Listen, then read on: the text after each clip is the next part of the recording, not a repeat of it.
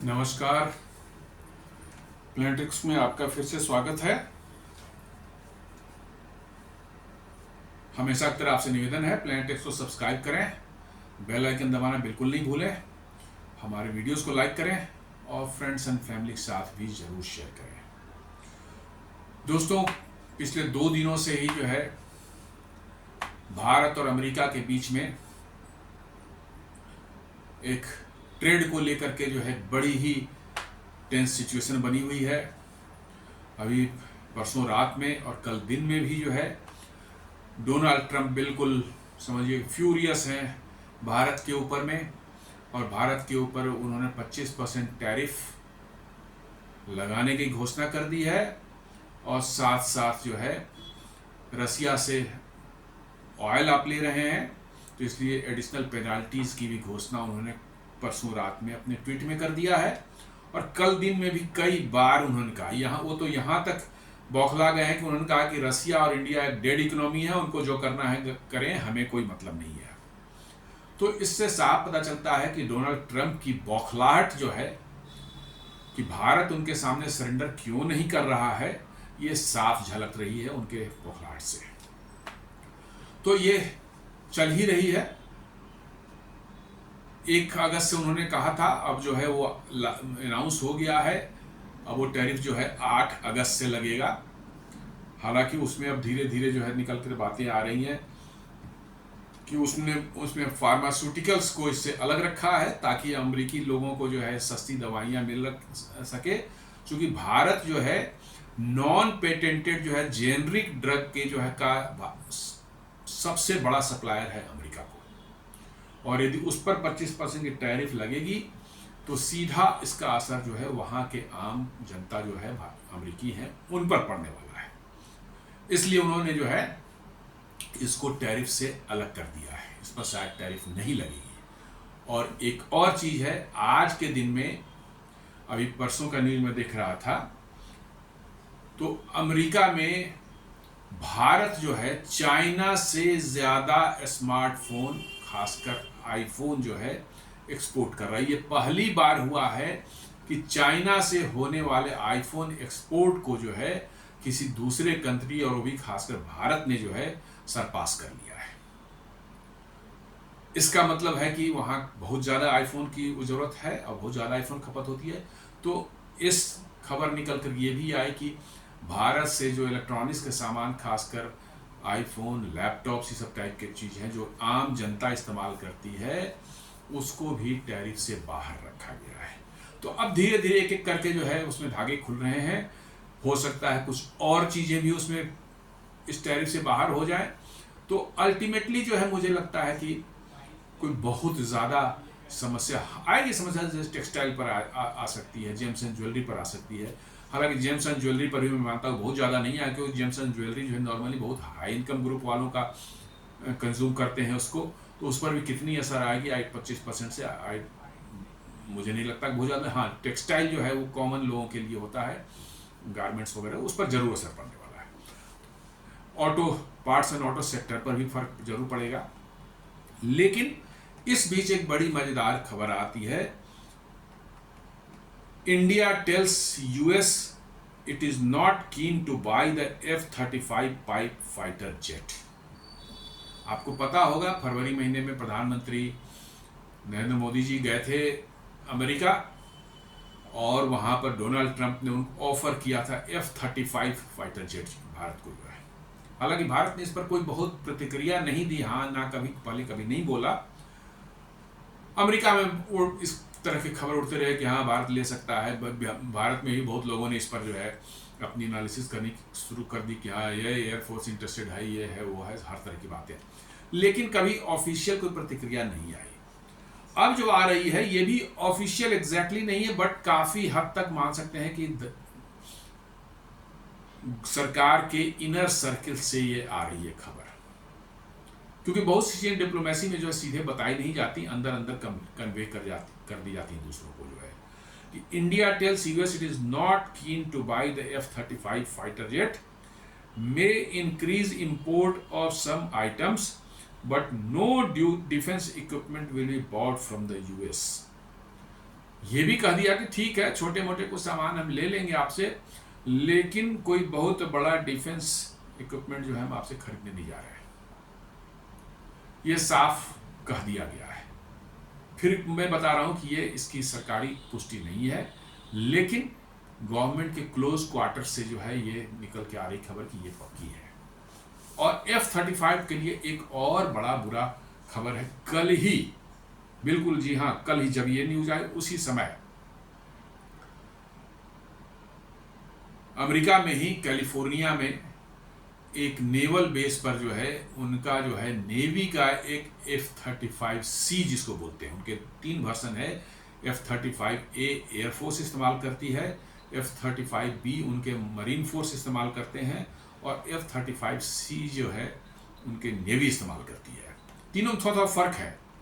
ए जो है वो सिंपली जैसे नॉर्मल कॉम्बैट एयरक्राफ्ट होते हैं वो एयरफोर्स इस्तेमाल करती है, जो रनवे पर से नॉर्मल रनवे से उड़ती है उसी पर लैंड करती है। F-35 भी vertical take off and landing, VTOL बोलते हैं, या STOVL, short take off and vertical landing.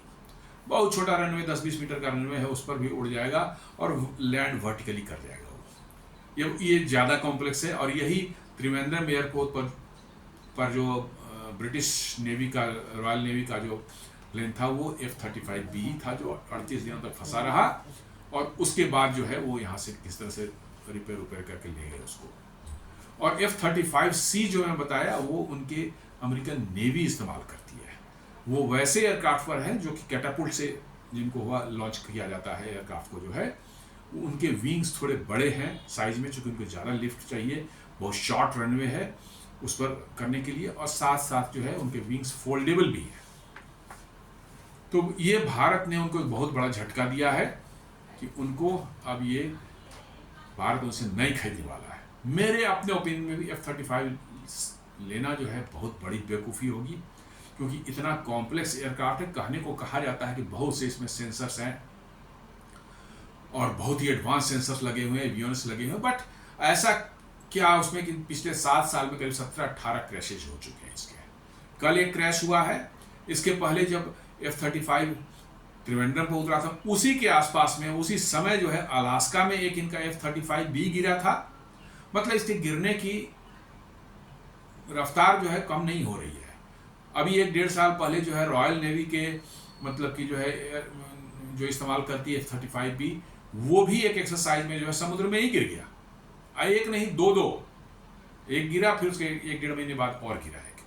तो इसकी बड़ी लंबी हिस्ट्री, इसका रिकॉर्ड जो track record day by day खराब होता जा रहा है। और इतने महंगे एयरक्राफ्ट और उसमें भी पेलोड आप स्टील्थ मोड में भी उसको इस्तेमाल कर रहे हैं, इतना कम पेलोड ले जा सकता है, 4 या 6 मिसाइल मैक्सिमम ले जा सकता है। तो आपकी कॉम्बैट कैपेबिलिटी इससे कोई बहुत ज़्यादा बढ़ने वाली नहीं है। आप स्टील्थ रहें, इनविजिबल रहें, इट डजंट मैटर, लेकिन आप उसमें मिसाइल ही नहीं उतनी। तो कहने का ये सेंस है कि F-35 लेना ऐसे भी मूर्खतापूर्ण बेवकूफ़ी वाली बात होती है। लेकिन अब आ गया है कि भारत सरकार ने चुपके से धीरे से उनको कन्वे कर दिया कि नहीं, हमें नहीं चाहिए, और साथ साथ जो है हम आपसे कोई बड़ा डील भी इस डिफेंस का नहीं करने वाले हैं।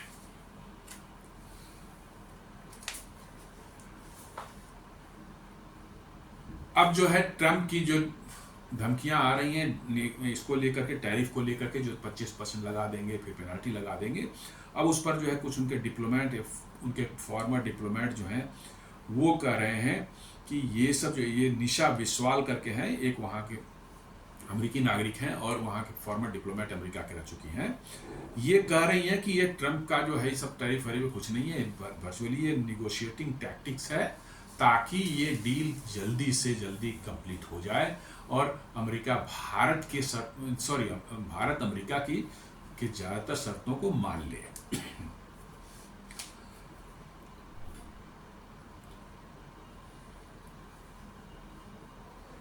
जो जैसा मैंने बताया कि ऑप इंडिया एक बहुत प्रतिष्ठित मतलब की वेबसाइट है, बड़े ऑथेंटिक न्यूज़ इस पर आते हैं, नॉर्मली लोग इनकी न्यूज़ को बिलीव करते हैं। यहाँ पे छप रहा है कि Indian officials have clearly informed the US that India is not keen to purchase a F-35 stealth jet, despite Trump having offered it during PM Modi's US visit. ये ऑप इंडिया इसको रिपोर्ट कर रहा है। और ऑप इंडिया आपको जाना चाहिए कि ये, मैं नाम नहीं लूँगा लेकिन बट इनके एडिटर्स वगैरह जो हैं, या ये पूरी की पूरी वो जो है ये सरकार के काफ़ी नज़दीकी मानी जाती है, और इसलिए जो है इनके रिपोर्ट्स नॉर्मली जो है सही पाए गए हैं पास्ट में जो है। इसलिए जो है ये हम इस सवाल पर, इस जो रिपोर्ट पर काफ़ी हद तक भरोसा कर सकते हैं। अब एक कहते, इसको बोला जा रहा है tectonic shift by India in negotiations. यहाँ पर भी यही कहा जा रहा है, एक दूसरे किसी न्यूज़पेपर ने छापा है, India's rejection of F-35 offer alliance with its broader push for strategic autonomy and make in India defence initiative. क्योंकि ट्रंप जो कह रहे हैं कि आप रसिया से तेल भी ना लें, आप उनसे हथियार भी ना लें, उनसे आप किसी तरह का डील नहीं करें, लेकिन आप अमेरिका से तेल भी खरीदें और हथियार भी अमेरिका से ही खरीदें। ये तो वही बात हुई कि आप मार्केट में जाते हैं, बाजार में जाते हैं और कोई दुकानदार वाला को पकड़ ले कि आप बगल के दुकान वाले से आप नहीं खरीद सकते, आपको मेरे यहाँ से ही खरीदना पड़ेगा। ये कुछ उसी तरह की बात आ रही है। अभी आप देख लें, उन्होंने डील किया है यूरोपियन यूनियन से, हालांकि वो फाइनल नहीं हुआ है, उसको सारे यूरोपियन यूनियन के कंट्री जो उसमें 26-27 जितने भी हैं उनसे सबसे रेटिफाई होगा तभी ये डील हो पाएगा। अभी सिर्फ नेगोशिएशन हुई है और एक मसौदा निकल करके आया है। मुझे नहीं लगता कि सारे 27, क्योंकि ईस्टर्न यूरोप के सारे ब्लॉक जो है इसके अगेंस्ट में है। उसमें क्या उन्होंने कहा है, अमेरिका कोई भी सामान भेजेगा यूरोप, उस पर कोई टैरिफ नहीं लगेगा। यूरोप कोई सामान भेजेगा अमेरिका, उस पर 15% टैरिफ लगेगी। साथ साथ जो है यूरोप अमेरिका से जो $750 बिलियन के तेल और गैस खरीदेगा और $600 बिलियन जो है अमेरिका में इन्वेस्ट भी करेगा। मतलब ये वही हो गई जैसा मैंने बताया कि बाजार में कोई दुकानदार के यहाँ गए, वो जबरदस्ती पकड़ लिया आपको, कहा कि आप बगल की दुकान नहीं जा सकते, हमारे यहाँ से ही खरीदना पड़ेगा आपको, और ये चीज़ें इतने की आपको खरीदनी पड़ेगी। यही दादागिरी जो है अमेरिका जो है और डोनाल्ड ट्रंप जो है कर रहे हैं दुनिया के साथ में। भारत के साथ वो उनकी दाल नहीं कर रही है, इसी के कारण जो है उनको आग लगी हुई है। The decision sends A clear signal that India won't be pressured into dependency-based arms agreement, preferring sovereign choice and long-term self-reliance। ये साफ साफ इंडिकेट कर दिया गया कि भारत प्रेशर में नहीं आएगा और आपके आर्म पर डिपेंडेंसी हम नहीं बनाएंगे, और हमारी सॉवरिन जो हमारी एक चॉइस है वो हमेशा बरकरार रहेगी और हम सेल्फ रिलायंस की तरफ जाना चाहते हैं। ये उनको क्लियरली बता दिया गया। अमेरिकन आर्म्स के साथ एक और प्रॉब्लम है, खासकर ये सब जो ऑफेंसिव आर्म्स जो हैं, फाइटर जेट्स हो गए, बॉम्बर्स हो गए, मिसाइल्स वगैरह हैं, उस पर एंड यूज एग्रीमेंट आपको करना चाहिए। आप किसके अगेंस्ट में इस्तेमाल कर सकते हैं, किसके अगेंस्ट में नहीं कर सकते हैं, किस परिस्थिति में कर सकते हैं, किस परिस्थिति में नहीं कर सकते हैं, ये सारे टर्म्स कंडीशन वो लिख के देंगे, आप उस पर दस्तखत कर दें। वो उसमें लिख के दे देंगे कि पाकिस्तान से लड़ाई होगी तो आप नहीं इस्तेमाल कर सकते F-35 को, चाइना के अगेंस्ट में होगा तो कर सकते हैं। इस तरह की बातें अमेरिका के साथ चलती हैं। ऐसे हथियार को कौन लेगा और क्यों लेगा? अरे यूरोपियन यूनियन और ब्रिटेन वगैरह जो तो पिट्ठू है उनके, अमेरिका के, उनके लिए तो नहीं करेंगे तो उनके लिए जीने मरने का प्रश्न है। पता नहीं क्या उनके साथ, जबकि पूरी यूरोपियन यूनियन के उठा लिया जाए तो $20-22 ट्रिलियन की इकोनॉमी तो खुद हो जाते हैं वो। नहीं, पता नहीं क्या उनकी समस्या है कि अमेरिका के तलवे चाटने के लिए मजबूर है और अपनी सारी जो है मैन्युफैक्चरिंग जो है वो अमेरिका को गिरवी ऑलमोस्ट रखने तैयार हो गए हैं। भारत ने कह दिया कि नहीं, ये हमारा सॉवरेन चॉइस है, इस पर कोई कॉम्प्रोमाइज़ नहीं है और हम आपके आर्म्स पर अपनी डिपेंडेंसी नहीं बना कर रखेंगे। हाँ, कुछ आर्म्स हम लेते रहेंगे, ट्रांसपोर्ट प्लेन हमने लिया है, कुछ हेलीकॉप्टर्स भी लिए हैं, इस तरह छिटपुट लेते रहेंगे, लेकिन ये ऐसे हैं जिससे कि हमको कोई स्ट्रेटजिक खतरा नहीं है इन सब चीज़ों से। कॉम्बैट प्लेन्स आप ले लेते हैं, आपको लड़ाई जब शुरू हुई अमेरिका उसका किल स्विच से उसको बंद कर देगा, आप नहीं उड़ा सकते। अब लीजिए कैसी सिचुएशन हो जाएगी, आप इमेजिन कर सकते हैं कि आप वार में हैं और आपके एयरक्राफ्ट नहीं उड़ पा सकते क्योंकि अमेरिका ने किल स्विच देकर उसको बंद कर दिया। ऐसा कहा जाता है कि उसमें किल स्विच लगा हुआ है, अमेरिका जब चाहे रिमोटली जो है उसको बंद कर देगा, आपके हवाई जहाज नहीं उड़ पाएंगे। और इतने कॉम्प्लेक्स हैं कि आप पता भी नहीं कर पाएंगे कि कहाँ किल स्विच लगा हुआ है और कैसे ऑटोमेटिकली ये कर दिया जाता है। तो बहुत सी बातें हैं जिससे और अमेरिका हमेशा से ही एक हाईली अनरिलायबल पार्टनर रहा है किसी भी देश के लिए, किसी भी देश के लिए हाईली अनरिलायबल पार्टनर रहा है। आप देख लें, यूरोप को देख लें, यूरोप उनका सबसे ट्रस्टेड पार्टनर बहुत लंबे समय से रहा है। लेकिन अभी क्या किया उन्होंने, इस पर टैरिफ लगा दो, उस पर टैरिफ लगा दो, इतना हमारे यहाँ से ही गैस खरीदो। रसिया उनके बिल्कुल पास में है, लॉजिस्टिकली बहुत आसान था गैस और ऑयल जो एनर्जी वहाँ से लेना, उनको तबाह कर दिया इन लोगों ने। Nord stream 1, Nord stream 2 pipeline जो है गैस की थी, जो बाल्टिक सी के थ्रू थी जर्मनी तक, उसको उड़ा दिया। और अब वही अमेरिका 3 गुने दाम पर जो है तेल और गैस जो है बेच रहा है यूरोप को, और यूरोप लेने पर मजबूर है। ये थोड़ी समझ में नहीं आती कि ये कौन सा मतलब की रिलेशनशिप है। India indirectly dared USA to find another player in Indo Pacific. आपको ध्यान होगा कि 2020 में अमेरिका, भारत, जापान और ऑस्ट्रेलिया में जो ने मिलकर एक क्वाड बनाया था चाइना को एक काउंटर करने के लिए इस इंडो पैसिफिक में जो है, और उसमें ये उम्मीद की जाती थी कि भारत एक बहुत एक्टिव रोल करेगा, और कर भी रहा था भारत। लेकिन अब इंडिया ने जो है एक हिंट दे दिया है, by refusing the offer India underscores that it still holds influence as a pivotal Indo Pacific player capable of shaping the strategic agenda rather than being the receiving end being at the receiving end on the US pressure. ये India ने एक hint दे दिया है कि आपको China को tackle करना है इंडो पैसिफिक में, तो भारत के बगैर नहीं हो सकता, क्योंकि इस चाइना के सामने खड़ा होने की ताकत यदि किसी में है इस रीजन में, तो सिर्फ भारत के सामने है और किसी के सामने में नहीं है। और ये हिंट अमेरिका को दे दिया गया है, और शायद इसलिए जो है क्वाड में जो है भारत अब थोड़ा सा ठंडा रोल अदा करेगा, क्वाड से थोड़ी सी दूरी बनाए, दूरी नहीं बनाना बट थोड़ा सा सबड्यूड अपना रोल रखने की कोशिश करेगा।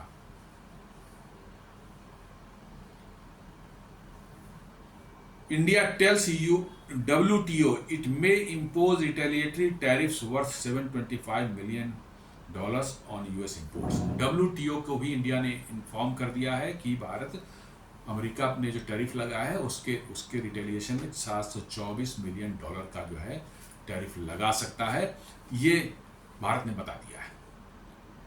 तो अमेरिका को भी हिंट मिलने लगा है कि भारत जो है एक्शन लेना शुरू कर दिया है। India revises proposed retaliatory duties against US steel, aluminium tariff in WTO। Steel and aluminium पर भी भारत पर जो अमेरिका ने जो टैरिफ लगाए थे उस पर भी भारत ने इन्फॉर्म कर दिया है कि हम भी अमेरिकन स्टील और एल्यूमिनियम पर टैरिफ लगाएंगे। जैसा मैंने बताया कि निशा बिस्वाल जो है एक भारतीय है और वो फॉर्मर डिप्लोमेट रही है यूनाइटेड स्टेट्स गवर्नमेंट में। उन्होंने कहा कि ये 25% टैरिफ कोई ऐसी होनी है, वर्चुअली ये ट्रम्प की जो है एक निगोशिएशन टैक्टिक्स है, और वो इंडिया को प्रेशराइज करके जो है किसी तरह से जो है आपको ये डील जल्दी करना चाहते हैं अपने टर्म्स कंडीशन पर जो है। और एक भारत में चल अमेरिका में चल रही taco, Trump's always chickens out, लोग कहते हैं कि ट्रम्प आर्ट बोलते हैं, कल बदल जाते हैं, यू टर्न है, तो वो भी एक है कि भाई पता नहीं कल क्या होने वाला है। साथ साथ जो है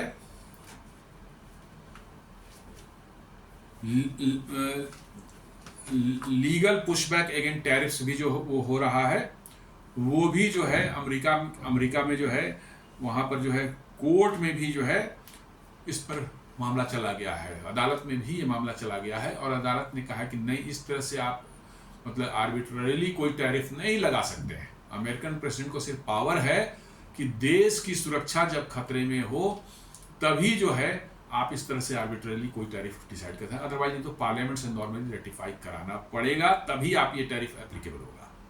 तो कोर्ट में भी अभी चल रहा है, और डोनाल्ड ट्रंप जो है एग्जीक्यूटिव ऑर्डर्स दनादन निकाले जा रहे हैं, देखना होगा कि आगे क्या होने वाला है। तो प्रेशर तो बनता जा रहा है।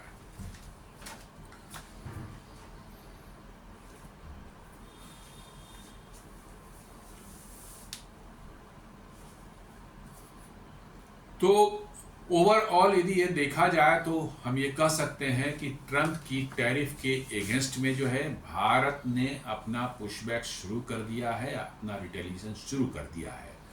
WTO में भी में ये ऑलरेडी डाल दी गई है मैटर कि हम भी लगाने वाले हैं टैरिफ। साथ साथ जो है इंडो पैसिफिक में जो है चाइना के सामने यदि खड़े होने की बात ट्रंप करते हैं तो भारत ने कह दिया है कि हमारे बगैर आप नहीं कर सकते, और यदि हमसे आपके रिलेशन जो इस तरह के रहेंगे तो हम भी क्वाड में जो है ठंडे हो जाएंगे। साथ साथ एक बड़ा झटका उनको डिफेंस में बहुत ज़्यादा उम्मीद थी कि भारत जो है रसिया को छोड़कर डिफेंस में उनके साथ चला जाएगा। उनको बहुत बड़ा झटका उनको लगा है। F-35 को हिंट दे दिया कि हम नहीं लेने वाले, और फर्दर भी डिफेंस इक्विपमेंट्स आपसे साथ बड़े डील नहीं, छोटे मोटे डील होने होंगे तो कर लेंगे, बड़े डील हम नहीं करेंगे। तो ये चल रहा है मामला। आगे फिर क्या होता है, बहुत अगले कुछ दिनों में काफ़ी कुछ चेंजेज आने वाले हैं। Let us see what happens, और ऐसा कुछ होता है तो मैं निश्चित रूप से जो है उसका विश्लेषण करूंगा और आपके सामने आऊँगा। उम्मीद करता हूँ ये छोटा सा विश्लेषण जो है आपको पसंद आया होगा। उम्मीद करता हूँ कि आप इसको वीडियो को लाइक करेंगे, फ्रेंड्स एंड फैमिली के साथ शेयर करेंगे, हमारे चैनल को सब्सक्राइब करेंगे और